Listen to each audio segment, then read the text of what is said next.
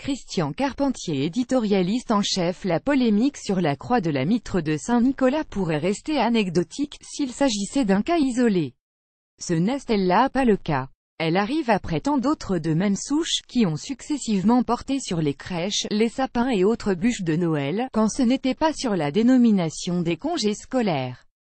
Que la Belgique, comme bien d'autres, soit issue d'une vieille domination catholique, personne ne peut le nier. Qu'elle soit également une terre historique de migration non plus.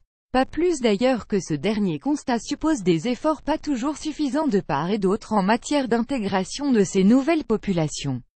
Ce qui est en train de changer, ce sont les frontières que certains tentent de leur faire franchir, à ces efforts nécessaires. Cela pose lourdement question, donnant la désagréable impression que notre société, au nom de cet indispensable vivre ensemble, serait obligée de renier ses traditions et ses coutumes. Donc, souvent, son histoire. Disons-le tout net, ce n'est pas acceptable. Les créateurs de ces polémiques disent vouloir favoriser l'intégration de ce que le passé catholique de nos contrées indisposerait.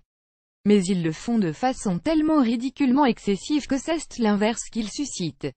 C'est d'autant plus inouï de bêtises quoi ce que l'on sache, leur dernière cible a, de tout temps, été le patron des enfants. De tous les enfants, quelle que soit leur origine ou leur confession. Une belle preuve de tolérance et d'ouverture d'esprit, à laquelle certains feraient bien de réfléchir sérieusement.